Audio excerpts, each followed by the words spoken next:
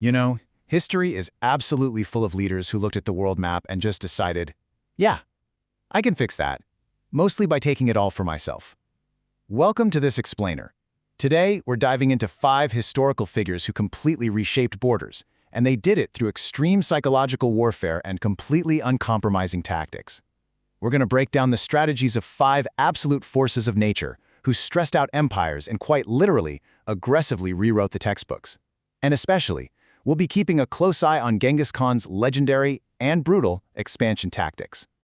All right, here is our roadmap for today. First up, the Chaos Blueprint. Second, the Genghis Standard. Third, the Financial Extortionist. Fourth, the Fear Theatrics. Fifth, the Absolute Micromanager. And finally, we'll decide who actually was the most formidable force.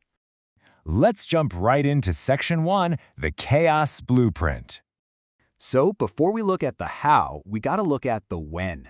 These massive disruptions span an incredible timeline. We're talking all the way from ancient antiquity with Qin Shi Huang in China, through the 5th century with Attila, and straight into the 13th, 14th, and 15th centuries. What this tells us is that extreme, civilization-shifting tactics aren't just some crazy anomaly from one specific era. No, they are a recurring human strategy used to consolidate power time and time again. Moving on to Section 2, the Genghis Standard. This is where things get really intense. So, before Temujin upgraded himself to the legendary title of Genghis Khan, the Mongolian tribes were mostly just busy fighting each other. But once he unified them, he unleashed an absolutely unparalleled brand of psychological warfare. See, he didn't just win with sheer numbers or basic brute force. It was way more calculated than that. He utilized incredible equestrian tactics that allowed his armies to just completely outpace their opponents. But the real kicker? He relied heavily on breaking his enemies' minds before the battle even officially started, leveraging the absolute terror of total annihilation. On the ground, his brutal expansion tactics looked exactly like this. He gave rival cities a spectacularly simple binary choice. Option A, surrender immediately, join the team, and be integrated, or Option B, resist and become a literal ghost town. I mean, literally.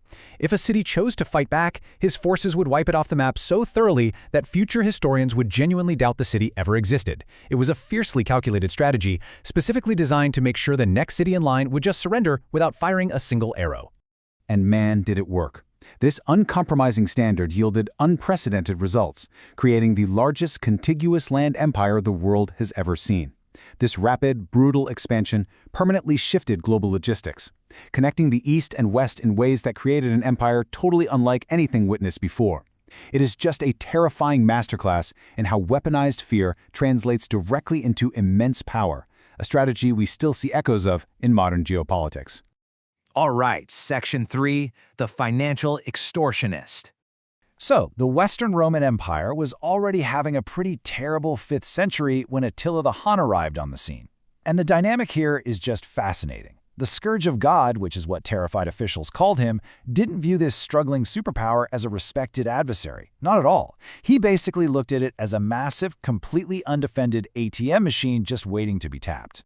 Attila specialized in highly aggressive, totally unpredictable campaigns that struck deep into the Roman heartland. But here is the really fascinating distinction between him and Genghis Khan's brutal expansion. Attila had absolutely no desire to capture Rome permanently, or, administer its vast territories. His primary goal? Extract ridiculous amounts of gold as protection money. He used his terrifying reputation to push a dying empire to the absolute brink of financial collapse, all just to collect his gold and leave. Talk about a shakedown. Let's move to Section 4, the Fear Theatrics. Building on that earlier idea of psychological warfare, we see something completely different pop up in the 14th and 15th centuries.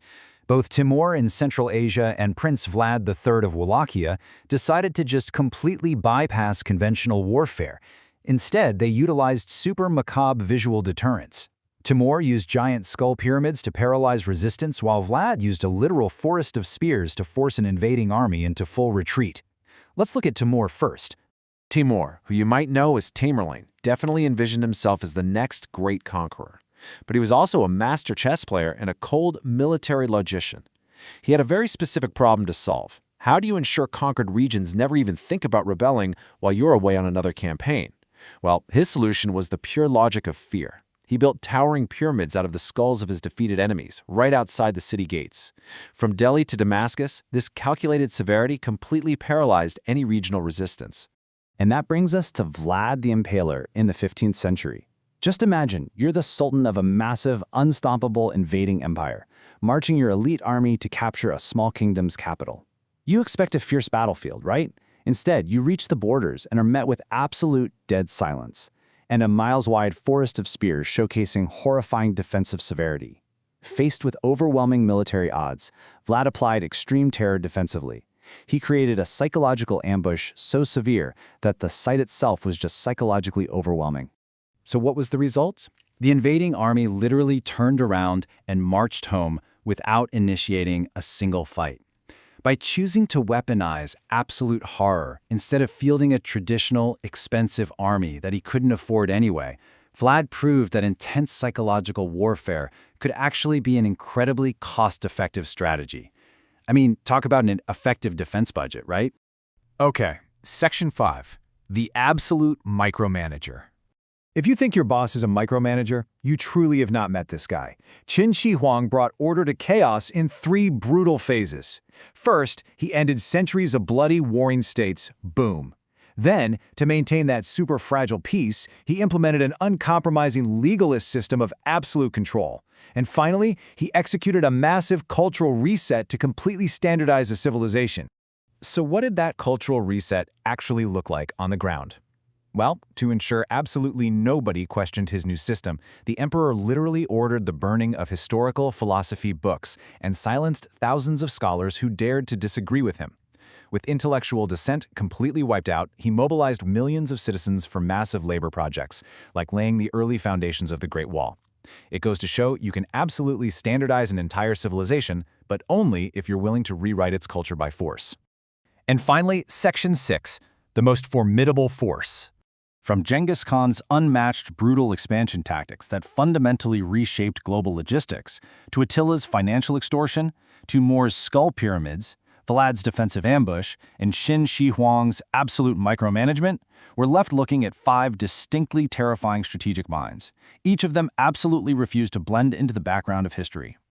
If you found this structured explainer helpful, and hey, if you don't want your historical textbooks burned, hit that subscribe button right now and leave a like to support Something to Know. But before you go, I want to leave you with this thought. History so often rewards these agents of chaos with vast empires and enduring legacies. But if absolute terror is the most effective way to build a civilization, what does that say about the foundation of our modern world? Let me know who you think was the most formidable in the comments below. Keep learning, and I'll catch you in the next explainer.